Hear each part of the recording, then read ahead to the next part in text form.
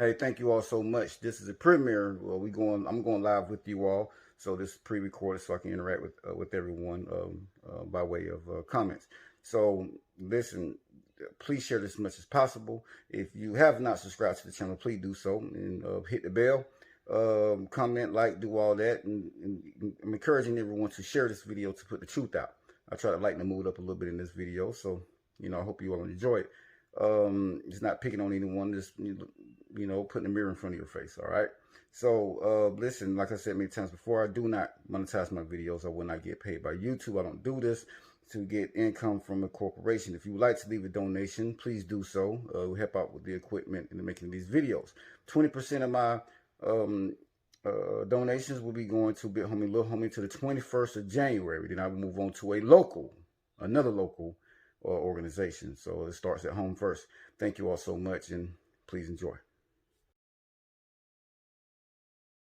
It was called the Red Summer of 1919, named for the blood that ran through America's cities during months of racial unrest. African-American soldiers had returned home from the Great War, World War I, to a country still teeming with discrimination. And in their quest for civil rights, tensions between blacks and whites reached a tipping point.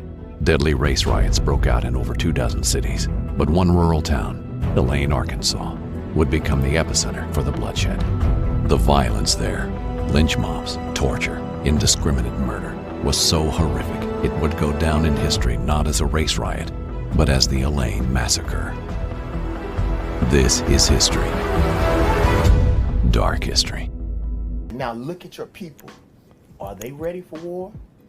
And after Jackson began to talk about why blacks should have some connection to Africa, all of a sudden, New York Times, LA Times, all of the media began using that expression. It's ridiculous. Yeah. The goal is to tell black people that we're victims. Pinocchio was transformed into a victim, and he's offered this identity, and he takes it. Now, it's partly because he's deceived and manipulated, but it's also partly because the fox offers him the abandonment of responsibility as payment for adopting the victim identity. So this is where his own lack of morality, let's say, because this is all about Pinocchio's development as a character, plays a role in his demise.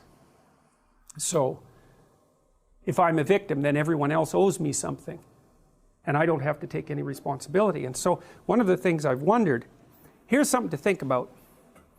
It might be that the sense of meaning that life can provide to you is proportionate to the amount of responsibility you decide to take on. The idea that a racist white cop shooting unarmed black people is a peril to black people is BS. It's complete and total BS. And the reason for these so-called activists saying this is the assumption that racism remains a major problem in America. The media, CNN, especially MSNBC, runs down whenever a black cop shoots somebody, and it's some march on Washington. It's ridiculous. Black people, half the homicides in this country are committed by and against black people. Last year there were 14,000 homicides, not talking about suicides, I'm talking about homicides. Half of them were black, 96% of them black on black of that 7,000. Where's the Black Lives Matter people on that? So the police are, in terms of the concerns of the community, is dismissed. Let's get to a core issue that ties together your question. Sure. Why do people call people like me? Because they feel like no one will hear them, and they want somebody to make them not be ignored. So people will always complain to guys like you, Steve. Why is Reverend Al raised in hell? He just wants publicity. That's exactly right. That's why people call me, because they don't want people to ignore them. Let's just stop. I want to write some stuff down so I can, it's no big deal. I speak every year at the police academy for the training. You ever see that on the news? No, because they don't want to cover that. I meet with the police commissioner. You ever see that on the news? They do not cover that. They only cover if there is a situation where we're questioning the police. The former police commissioner, Ray Kelly, who was the author of Stop and Frisk that I protested, every year has the academy training at the Apollo Theater. Every year he had me come speak. He said, Reverend Al and I don't agree, but I think you need to hear what he has to say about training. I think that Reverend Al is basically a guy that's concerned about his community. Not a lot of coverage. None. So I think that that's a problem. Just like there are people on the police side that do a lot of things in our community. We have a National Action Network and Anti-Violence Squad. We go out in the street, we call our group Occupy the Corner, because the gun violence, we're the ones disproportionately hurt. The police go out there with us. That's not covered. But I think that all of us, again, are victimized by those that sensationalize at each other. Said, wait a minute. Wait a minute. Wait, first of all, you're not going to speed past that like you didn't just say what you just said. What's going on, everyone? What I'm about to say, it's not for likes, it's not for views. It's actually the truth and what I feel and what I, myself, will abide by. And I encourage everyone to take this oath with me, because when you are born into this earth, this is the only oath that we should have. I, V. Versa, do solemnly swear to defend any life of any kind, whether considered foreign or domestic, that I will not obey any law, order, or border that will have me harm, demonize any innocent person, no matter if they're considered foreign or domestic. For I will not allow greed and ambition to blind me and abide by and conform to and agree with any person or persons that would have me do so. For we're all human. And for I will not conform to tribalism of any kind. That no matter what sexual preference, race, gender you choose or you are, that I will fight for you. Truly. For today, I am sick and I am tired of we allowing government to decide who we like, what we like, who's right, who's wrong, in any media. For they have motives and agendas that we sit here and we honestly allow this to happen. I will not stand by and put the responsibility off on someone else when I see what's going on. I refuse to watch the media and governments rule, demonize, banish anyone for monetary gain or for political power or position. We can't keep pushing the responsibility off on someone else. We have a responsibility, we have a duty to take responsibility for ourselves. That we can no longer put our heads under the covers and hide. For we no longer stay separated, segregated, whatever you choose to call it. We're truly all one. I'm not going to wait on a religious organization. I'm not going to wait on a political party to do this for me. Many individuals have sacrificed their lives so that we can live the way we live now. The individuals that believe in God or Jesus or whatever you choose to, if you believe in Jesus, then Jesus sacrificed his life for us. 56 men wrote their name on the Constitution, sacrificed their lives for us. Martin Luther King, JFK, Abraham Lincoln, and many others that we don't talk about. Why do we keep allowing individuals to sacrifice their life for us and we still stay stuck in the mud? We still stay because we want to be okay, right? No, it ain't me. We root and we rally around an individual, any individual, then yet we allow them to be cut down, ridiculed, killed, banished, and we move on. Individuals are dying in vain. Individuals are rising up in vain because we cannot rise together. Right now, how can you honestly listen? I don't care how you see it. During the electoral vote, right? Individuals storm into the state capitol. Now, they're radicals. They're demonizing these individuals. They putting this image up of the white man storming, right?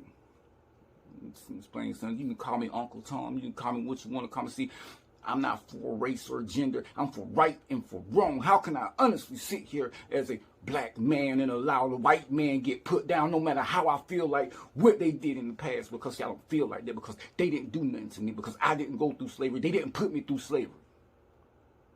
So yet we sit here as the black people and point the finger and say, if that was me, right? See, right now, DC is not DC is a state.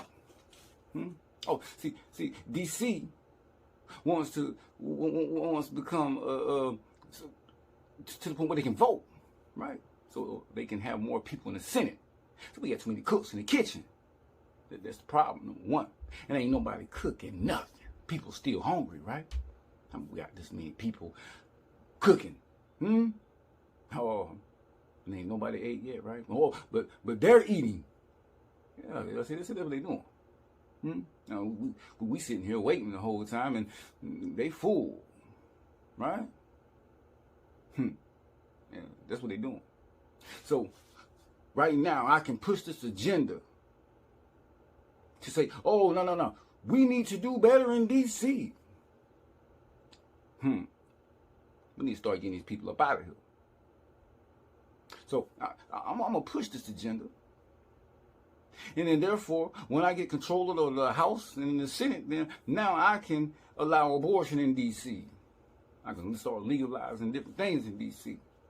Because, see, in the Constitution, it wasn't designed for D.C. to, to become like everyone else. It's a District of Columbia. Right? So now we want to change the Constitution, but also in the Constitution, it says, hold up,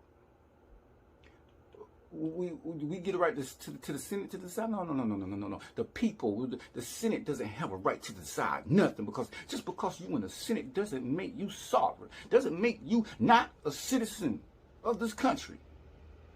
See, regardless of what position you hold in politics, you are still a citizen of this country. You're no different than me.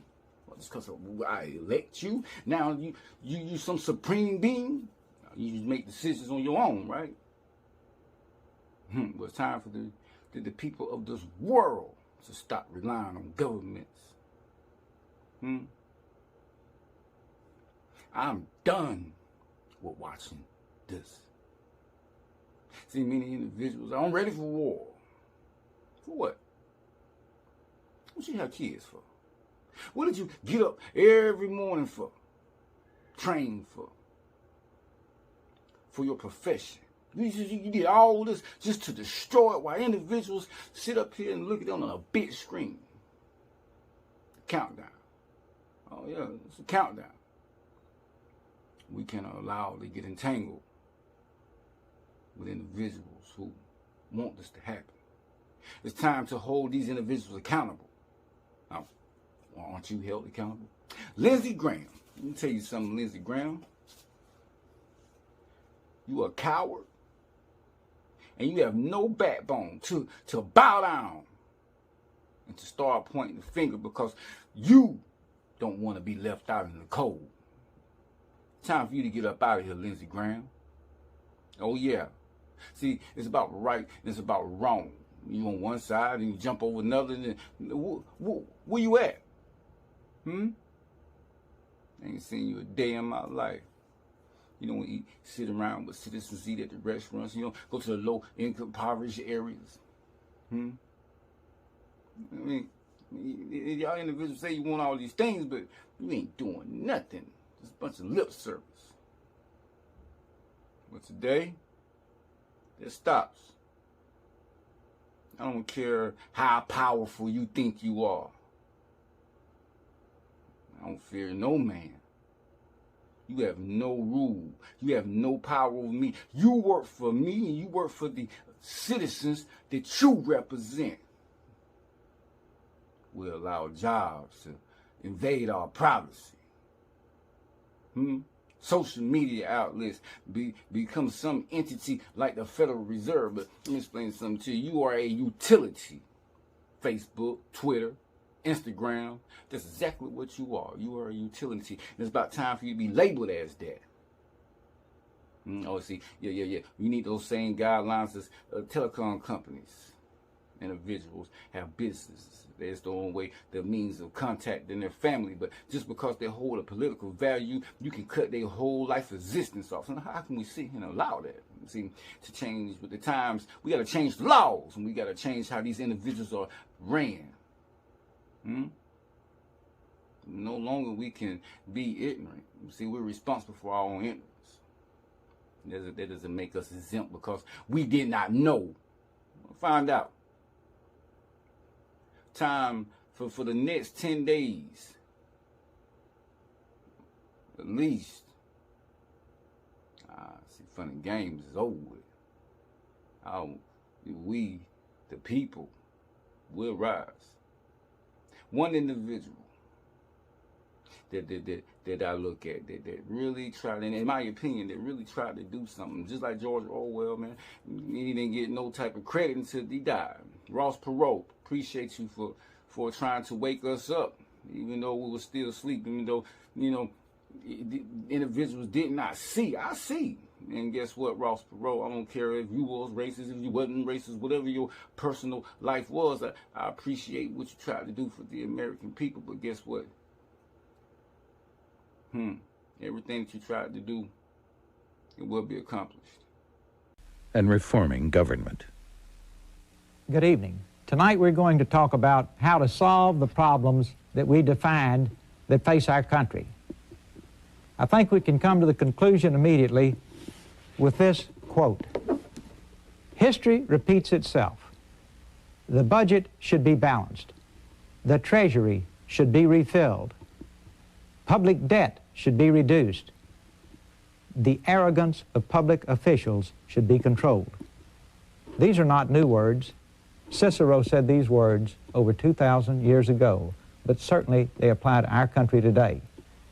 Anytime we do anything, we try to learn from experience. First, you wanted better charts that you could see the fine print on, and you'll have those tonight. Secondly, we had one news announcer criticize the pointer that I used before. So, since we're dealing with voodoo economics, a great young lady from Louisiana sent me this voodoo stick, and I will use it as my pointer tonight. And certainly it's appropriate because, as you and I know, we are in deep voodoo. Well, let's get right to work. Let's sort of do a quick summary of what we discussed before in terms of where we are, then we'll go to the solution. We're $4.1 trillion in debt. That's a staggering burden to pass to our children. It's unconscionable. Just this year, we ran up $341 billion in new debt, and as we discussed the other night, that's our legislators and our president trying to buy our vote this year with what used to be our money. We're not that dumb. Now, where does the money come from? It comes from all these places, and we get $1.1 trillion coming in the door. The two major sources are individual income tax and Social Security and Medicare. Corporate income tax is the third. The others are fairly small. How much money do we spend? We got $1.1 trillion coming in, but we're spending $1.5 trillion. Most of that goes to Social Security, Medicare, and other entitlements. Next to that is national defense, a little over $300 billion. Next to that is interest on the debt. That's unusually low this year because the interest rates are so low, but don't count on that continuing. Every time the interest rates go up 1%, the 70% of the national debt that's 5 years or less goes up $28 billion. That's the impact.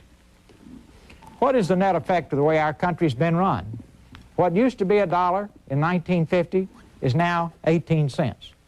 No wonder both parents are working, some of them 2 jobs, just to make ends meet. Running the value of the dollar down is really hurting the people in our country. Now let's look at the net effect on all of us. From 77 to 92, the poorest got poorer, the second poorest fifth, this is 20% of the population, still lost money. The middle fifth, the 3/5 up, still lost money. When you get to the 4/5, it's break even. The richest fifth is the only place it went up. Now go to the top 5% and the top 1%. Top 5% improved their incomes by 60%. The top 1% by 138%. Trickle-down economics didn't trickle, and this isn't fair. All right, what about our average hourly wage at a time when we need to have everybody at work and making more money so that we can pay our bills? Just follow it here. It's 60s, 70s, 80s, 90, it's dropping. It shouldn't surprise you. Supply and demand, we've got people out of work. Well, just to show you how fouled up the system is, in the middle of all this, what's happening to our corporate executive salaries compared to those of our industrial competitors who are beating us in head-to-head competition. Here's the ratio between worker compensation and executive compensation in Japan. Here's the ratio in Europe, and here is the ratio in the United States. Trickle-down economics didn't trickle at all, folks. It all stopped right here. That's not good for the companies, that's not good for the stockholders, that's not good for the country, and that leaves us vulnerable. Excuse me. These guys want to make this kind of money. They ought to be TV anchormen, basketball players, or rock stars. But running a company, look, these fellows have their heads straight here. They're getting appropriate income, but not rock star income. Let's look at our international competitors. Now, you don't have to like the fact that we live in a tiny world, but I'm telling you, we're stuck with it. Somebody wins, somebody loses. Here we are. Look at how they are growing. Here's our growth. Here's Japan's growth. Here are the newly industrialized Asian countries that at one time you and I thought just raised rice. They're not raising rice anymore, folks. They've got what used to be the high-paying jobs here over there. This chart makes it as clear as I can to you in terms of who is going to own tomorrow. Think of Taiwan, tiny little island. There it is, just in a little piece of Texas. They're going to spend $600 billion on public investment programs. Our great country is going to spend $150 billion, 1/4 that much. We have a population of 248 million. Taiwan has 20 million. In fact, we're over about 12 times their population, and we're spending 1/4 as much preparing for the future. All right, let's go from there to Japan. Here is Japan. Japan is about the size of Montana if you pack it all together. It's much smaller than it appears on the map.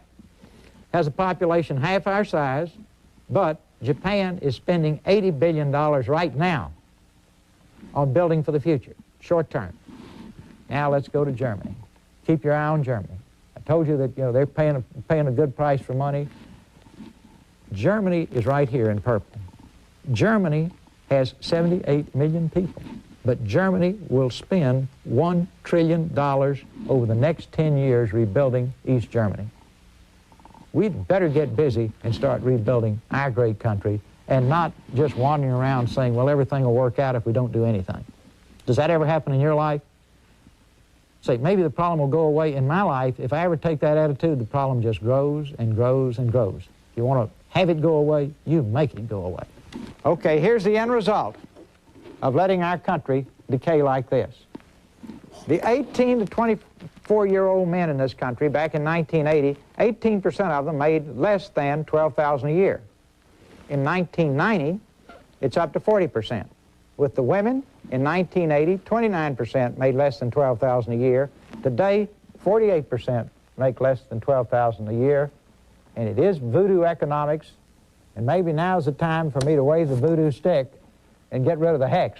But it'll take a lot more than that. It'll take millions of you showing up on November the 3rd to get rid of this hex. keep in mind, the value of the dollar is going down. The number of people making less than $12,000 is going up.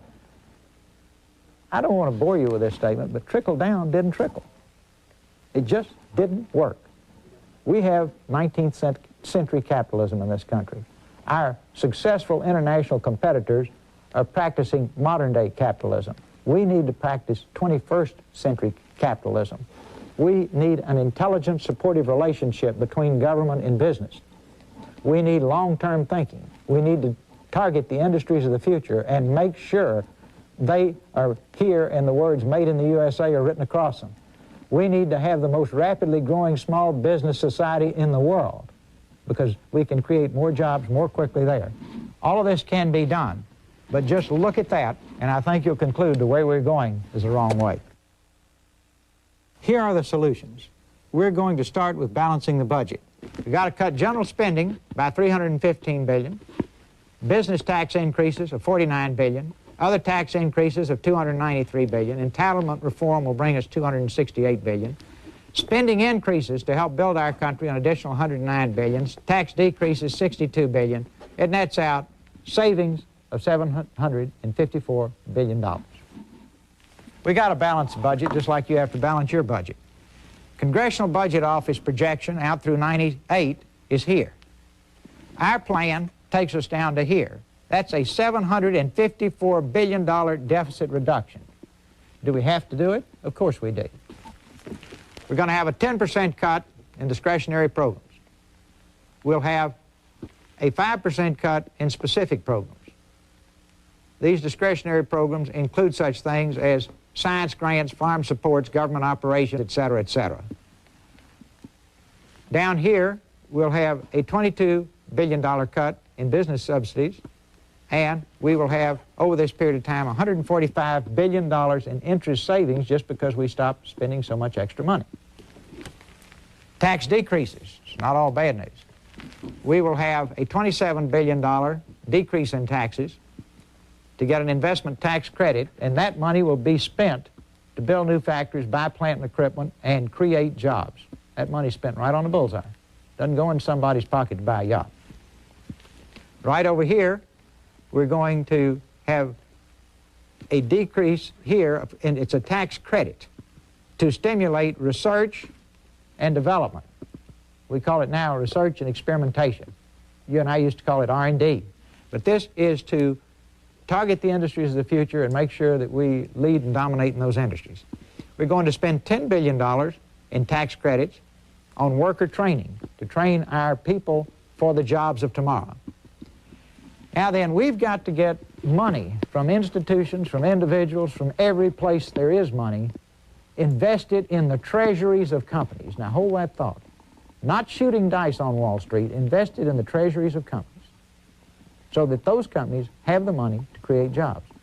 We will create more jobs more quickly by putting money into little companies, startup businesses, small businesses than any other way, but that is high-risk money. The investor may lose it. We've got to give the investor an incentive to put it there as opposed to buying government bonds or putting it in the bank, drawing interest in a savings account that's federally guaranteed. Believe me, this comes back again and again and again and again, and if anybody has any hesitation about it, we'll have a 30-minute program on this one because we're going to put it in the Treasury. The money will be used to build the company, to create jobs, and the tiny little money that goes into that Treasury and the tiny little bit of taxes that we don't get will be lost compared to the thousands of people that company may eventually employ, the payroll taxes they'll pay, the income taxes that company will pay. It will be a giant financial pump for our country. Business tax increases. We're going to improve the tax collection from foreign companies. That'll get us $21 billion. We'll reduce the business entertainment deduction. You know, kind of almost charge off anything against your income tax on entertainment now. We'll save $16 billion now.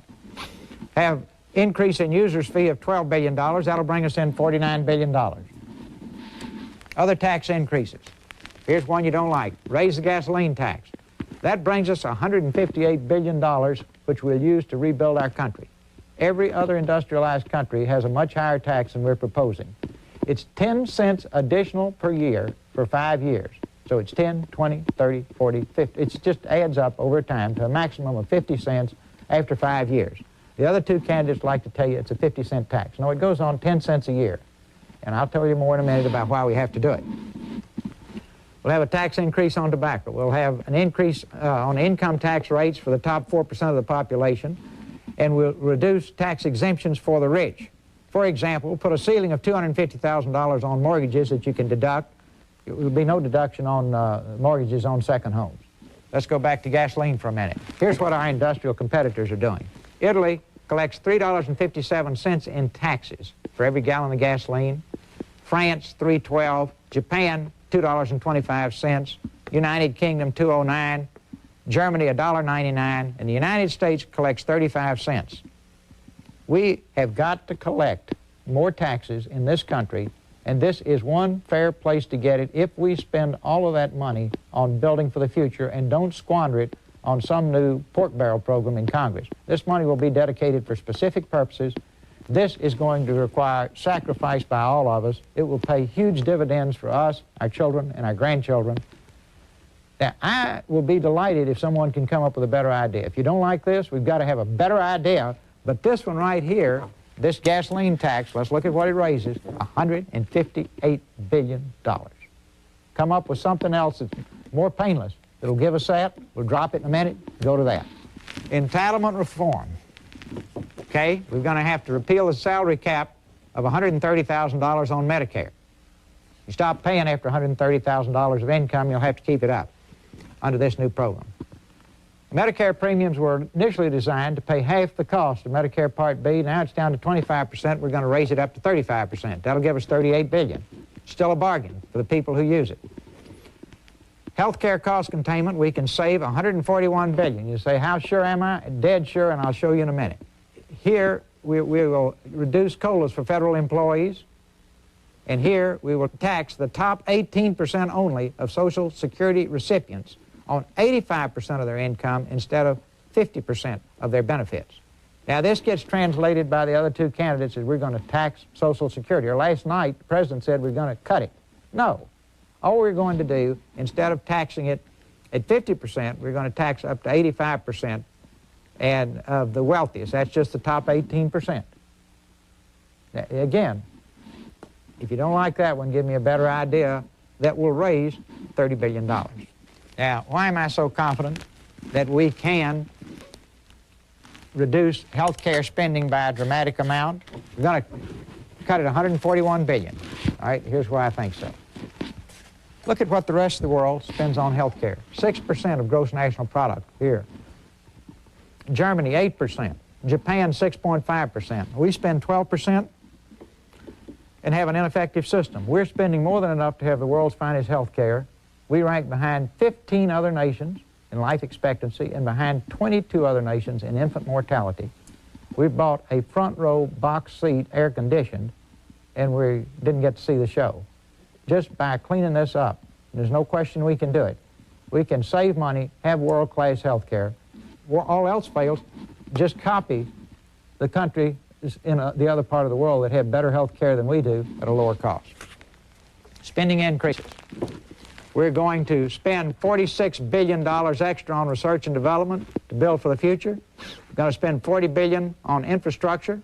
We're going to spend $12 billion extra on education and $11 billion extra on aid to cities. That's $109 billion. All of that will stimulate jobs. It's work that has to be done. Now, I have two charts here. They're very detailed, but it takes everything I've said on these charts that are easy to read and shows you in detail how we come down to the fact that we save $750 billion by the end of this cycle. So if anybody wants the detail, it's right here.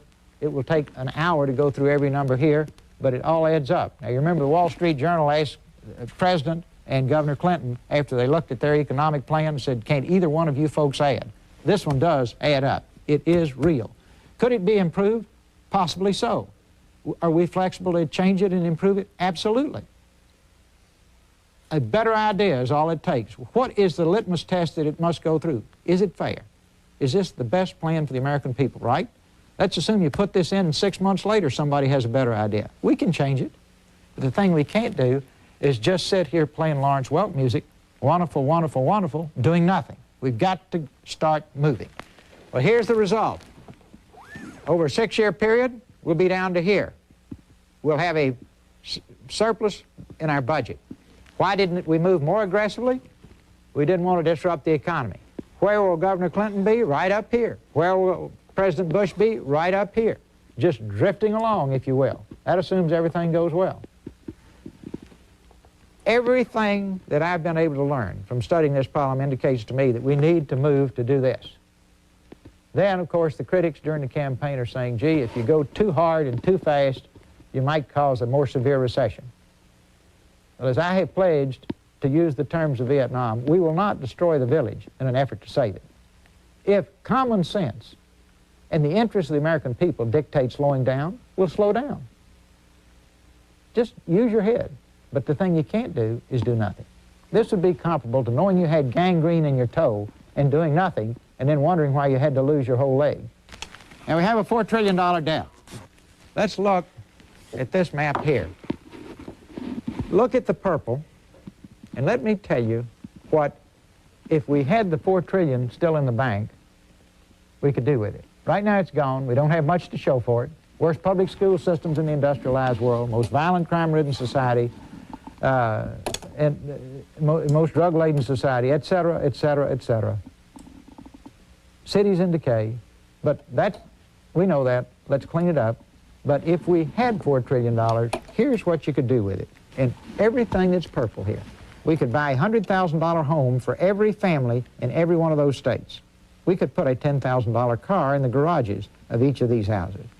Then we could build 1,000 $10 million libraries for 1,000 cities in these states. We could build 2,000 schools in these states costing $10 million each and have enough left over to put into a savings account, and from the interest alone in that savings account, pay 40,000 nurses and 40,000 teachers an annual salary of $32,760. And finally, we'd still have enough from the interest income alone to give a $5,000 a year bonus to every family in those states. That's what $4 trillion would buy. We just can't keep throwing money out the window.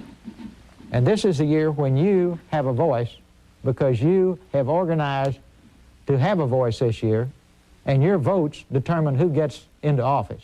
Make sure that whoever you vote for in the House, the Senate, and for President is absolutely committed and will handle this problem for you. We've got to reorganize our government to win the economic war. We've got to get ourselves organized for the 21st century. Step one, we've got to slash the White House, cabinet, and congressional staffs. Staffs don't get much done. All the action is in the field. But for example, in 1960, Congress had 6,700 staff members. Today they have 30,000. The White House had 375 in 1960, and today has 1,850. All they do is clutter up communications between the people and the leaders. We've got to change the whole organization in Washington so that people come to Washington to serve us and not to cash in. We absolutely must stop deficit spending. We've got to replace Graham-Rudman with a bill that will really eliminate the tricks, the loopholes, and the improper accounting procedures. We've got to give the president line-item veto to eliminate pork barrel and waste. We must eliminate PACs, political action committees. We've got to make our elected officials responsive to the people and not to the special interests. That's job one.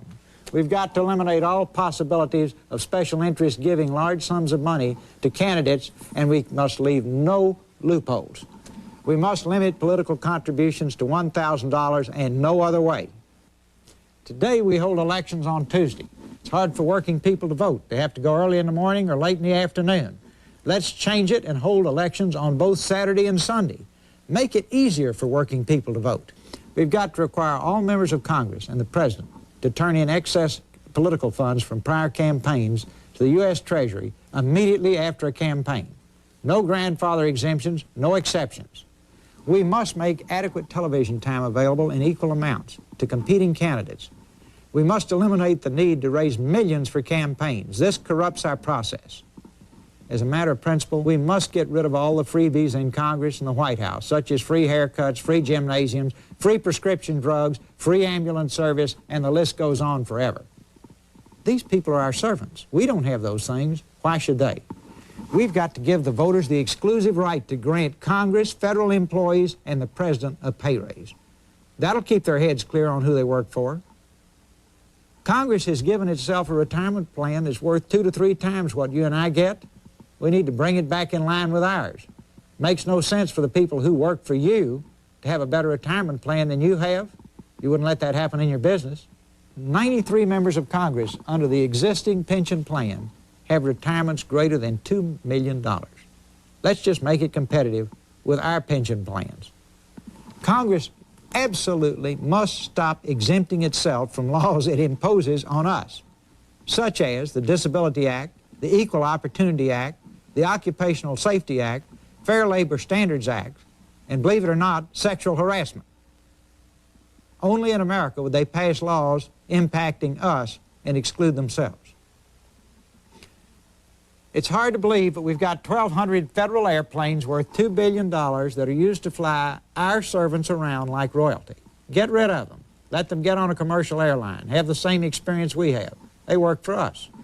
We must restructure our system so that the citizens who come to Washington to serve us cannot cash in as foreign lobbyists. They must stop cashing in on public service. Former federal officials, elected, appointed, or career civil service, should never be able to serve for lobbyists for domestic interests for 5 years after they leave office. Never should they be allowed to lobby for foreign countries, companies, or individuals. We should impose criminal penalties for violators. We must pass a law stating that former presidents, vice presidents, cabinet officers, CIA directors, the Federal Reserve chairman, Senate majority leaders, and speakers of the House can never lobby for foreign countries, domestic interests, accept gratuities or fees of any kind, or cash in on their service. Our current tax system is like an old inner tube that is covered with patches. We must replace it with a new, fair, simple tax system. Above all, the new system must be fair. It must also raise the necessary revenues. It should be paperless for most Americans. You can't put another patch on the old system and make it work. CIA directors, the Federal Reserve chairman, Senate majority leaders, and speakers of the House can never lobby for foreign countries, domestic interests, accept gratuities or fees of any kind, or cash in on their service. Our current tax system is like an old inner tube that is covered with patches. We must replace it with a new, fair, simple tax system. Above all, the new system must be fair. It must also raise the necessary revenues. It should be paperless for most Americans. You can't put another patch on the old system and make it work. First, remember Cicero's words. The budget should be balanced. The treasury should be refilled. Public debt should be reduced. The arrogance of public officials should be controlled. That was true 2,000 years ago. History did repeat itself. Now that we have taken a look at some solutions, where do we go from here? If we will all make the sacrifices that I have suggested, if we will all do our fair share, what can we expect? What can our great country be?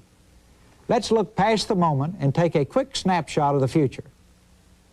If we take the steps I've outlined here today, we can again be a country with its spirit restored, its people back to work, and its government back in order.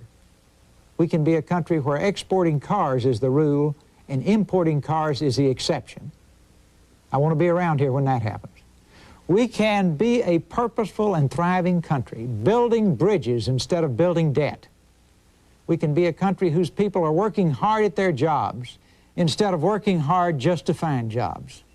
We can be a country whose children proudly wear their school colors instead of wearing gang colors. We can be a country whose families save some of what they earn rather than spend more than they can afford. We can be a country with health care that is cost-efficient and effective rather than expensive and mismanaged. We can be a country leading the way instead of a country falling behind. We can be a country where, once again, the diversity of our people is our greatest strength instead of division being our greatest weakness. We can be all of these things tomorrow if we will make the tough choices today. Passing the American dream to our children is vitally important to every single one of us. When I was a young man, it took less than 2 generations to double the standard of living in our country. Today, because of the way our country has been mismanaged, it will take 12 generations to double the standard of living of our children. Can this be fixed? Of course it can. Will it be easy? No. The sooner we start, the sooner we'll finish. But believe me, it will be a whole lot easier than a lot of the things the people did for this great country who came before us. I'll take this challenge anytime to going west in a covered wagon. I'll take this challenge anytime over the challenge the people had who fought the revolution and gave us our freedom. They had their lives on the line. This is just hard work. If we will do it, if we will team up, if we will make our diversity a strength instead of a weakness, if we will focus on a goal, and if we won't quit until the battle is won, we can pass on the American dream to our children, because we can do anything in this great country. That is the American dream. We can be anything we want to be. Now, it's going to be tough, but in the thick of it, think of all the difficult things you've done in the past in your life that you totally committed yourself to. I'll bet, in retrospect, these are some of your happiest memories. These are the things you sit around at night and talk about. Think how good we will all feel when we have these problems solved. Together, we can do it. Together, we can do anything. Thank you very much.